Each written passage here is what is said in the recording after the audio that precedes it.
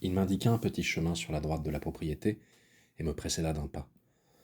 J'essayais, pendant un moment, de faire la conversation, mais il ne me répondait que par monosyllabes. Je n'en pris pas ombrage.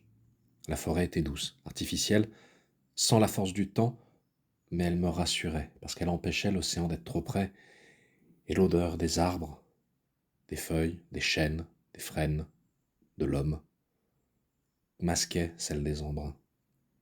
Il faisait sombre, bien sûr, mais quelle importance. Insensiblement, mon guide ralentit le pas.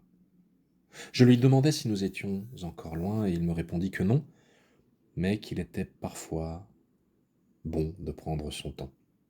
J'opinai du chef et essayai de le relancer, mais c'est lui qui reprit les rênes de la conversation, petit à petit, en me demandant si j'étais proche d'Octave et combien. Surpris, je ne pensais pas à lui retourner la question et lui rétorquai que nous communiquions peu et que j'avais été surpris à la nouvelle de sa mort et quand elle m'était arrivée, et encore plus quand l'héritage avait suivi. Je ne savais pas s'il avait d'autres familles ailleurs, autrement, et cela faisait longtemps que je n'y avais pas parlé. Il me fit remarquer que je n'avais pas été présent à l'inhumation, et je lui répondis que ce n'était pas vraiment ses affaires, ce qui le fit sourire, d'un air entendu. Il se redressa de l'arbre où il était adossé, pour regarder le ciel à travers les frondaisons, et me montra le chemin en m'expliquant que, d'ici un petit 500 mètres, je serais à la tombe. Il préférait me laisser en tête-à-tête avec le mort. Apparemment, nous avions besoin de parler. Je voulus le retenir, mais il tourna les talons, me plantant là au milieu du sentier. Bon. C'était un chemin droit, je ne perdrais pas. Mais la forêt, tout à coup, me parut beaucoup moins accueillante. Je regardai ma montre. Pas de réseau, mais il était près de 11 heures. Combien de temps avions-nous marché? Je poursuivis sur le chemin que le garde-chasse m'avait indiqué, jetant des coups d'œil à ma montre et pressant le pas quand je la vis passer la demi-heure. Il avait dit tout à l'heure 500 mètres, 500 mètres, quelque chose comme ça, et je n'étais pas si lent. Soudain, dans un fourré quelque part à ma gauche, j'entendis une branche craquer et crus déceler du mouvement dans les sous-bois. Je me mis à courir, dans la pluie qui revenait et les tonnerres. Je courus à perdre haleine et je perdis le compte du temps. Dès que je ralentissais, autour de moi, les bruits sur le côté reprenaient et je ne comprenais pas, alors je repartis. Je continuais. Ma course s'interrompit quand je ratais un pas et m'écroulais pour m'étaler de tout mon long dans le sable de la plage qui me rattrapa et me rapa la peau. Je me relevai, prudent. C'était impossible. Il faisait nuit. J'étais dans une crique et face à moi, la marée montait. Les aiguilles de ma montre étaient arrêtées. Mon téléphone n'affichait plus qu'un écran noir.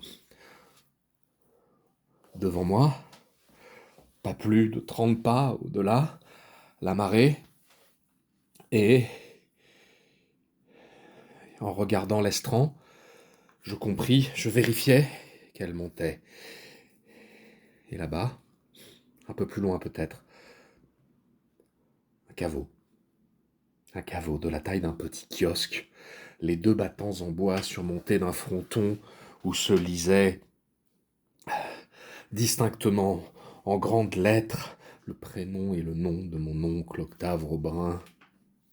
Je, je titubais. C'était impossible. Il faisait tard, l'eau montait, et je n'arrivais pas à faire sens de ce que je voyais devant moi, et le flux, et le reflux, et les vagues faisaient un bruit qui me faisait peur. Le tombeau Le caveau était en pierre, et une ligne de démarcation juste au-dessus des lettres semblait indiquer que l'eau montait au moins jusque-là. C'était impossible. De Moulseau ne m'avait rien dit là-dessus. Il faudrait que je la rappelle. Tant pis pour le harcèlement ou quoi, je ne comprenais pas. Tout cela était impossible. Surmontant ma terreur, je fis quelques pas en direction du caveau, quand un son dans mon oreille me dit que ce n'était pas une bonne idée. Je me retournai vivement et ne trouvai personne, évidemment. La peur se mêlait à la fatigue. Cette voix qui venait de me dire que ce n'était pas une bonne idée, qu'il fallait que je m'arrête là, cette voix, je l'avais déjà entendue, j'en étais sûr. Je fermai les yeux pour combattre la panique et appliquais les méthodes de respiration à la mode, 4-4-4, ce genre de conneries pour tenter de me calmer. C'est un grincement épouvantable qui me fit rouvrir les yeux. En face, dans l'eau de l'océan qui recouvrait déjà le tiers du caveau, un battement s'était ouvert pointant vers l'intérieur dans la nuit sépulcrale. Et le flux et le reflux des vagues faisaient maintenant penser ou couvraient à peine, je ne sais pas, une respiration monstrueuse qui sortir la nuit du tombeau.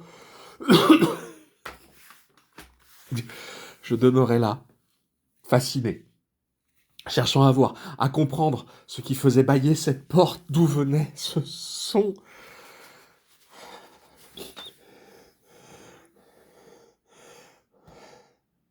Et quand j'eus la force de porter le regard jusqu'à hauteur, jusqu'à la porte, jusque dans le caveau, jusqu'à imaginer une silhouette, un autre phénomène acheva de me terrifier.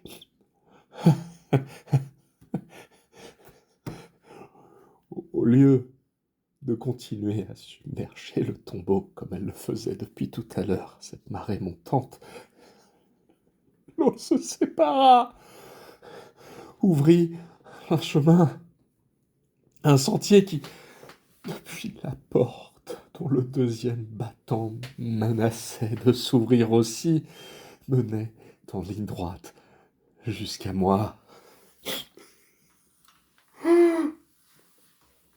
Combien de temps restai-je ainsi immobile, défaillant, étendu sur le sable? J'en sais rien. C'est l'eau.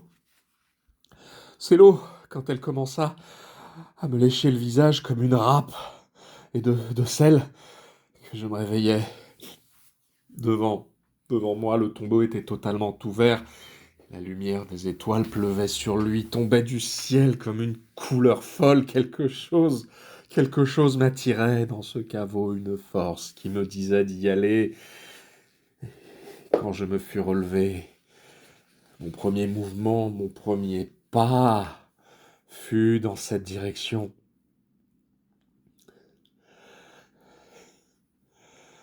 C'est alors que la voix que j'avais entendue tout à l'heure retentit de nouveau. Alors que les étoiles scintillaient dans un battement impossible et éclairaient la scène, elle me dit un mot, un ordre, un seul. Cela suffit. Je tournai la talon et me mis à courir. Je courais, passais la dune souplement, sans m'apercevoir alors que j'avais même pas vu son existence tout à l'heure, sans prêter attention à la pluie qui changeait le sable en bouillie impraticable. Je courais dans la forêt à l'abri de la lune. Je continuais de courir, une course folle. Les troncs des arbres et les branches et les feuilles n'étaient qu'une confusion insensée. Je ne repris mes esprits que quand je percutais ma voiture. Et sans perdre le temps de regarder autour de moi, toujours angoissé, prisonnier de cette respiration impossible, je montais et démarrais pour m'enfuir au plus vite. Les pneus firent jaillir des gravillons et je dus laisser une trace dans l'allée, mais je n'en avais pas grand-chose à faire.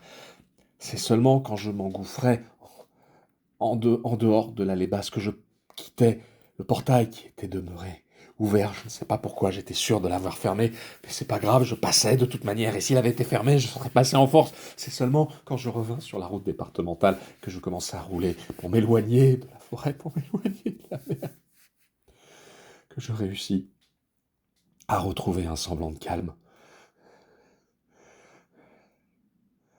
Je sais pas ce qui m'a fait tenir le restant de la route. Je sais que je ne suis pas passé par le bas, que je n'ai pas suivi la route côtière, que j'ai tracé le plus loin possible jusqu'à retrouver l'autoroute. Je, je, je sais même plus à quelle vitesse j'ai roulé. Peut-être qu'un radar m'a flashé, j'en sais rien. Je verrai le courrier quand il arrivera, s'il arrive.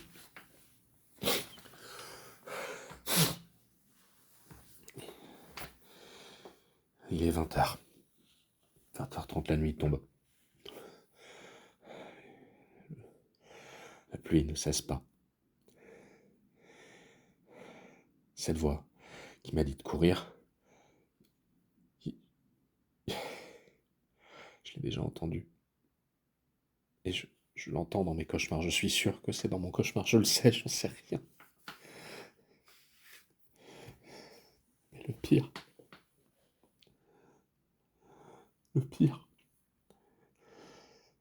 c'est que dans le tombeau, ce qui sortait,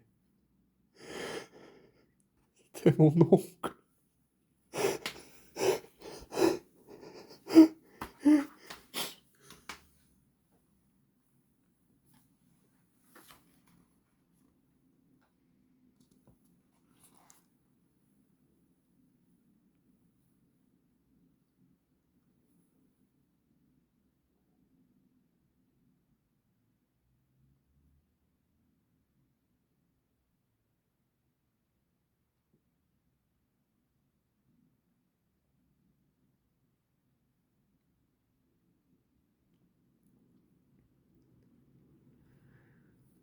Turning and turning in the widening Gaia, the falcon cannot hear the falconer.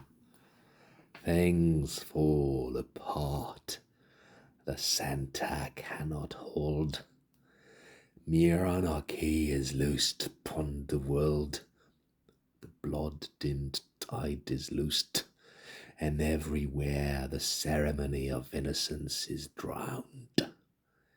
The best lack all conviction, while the worst are full of passionate intensity.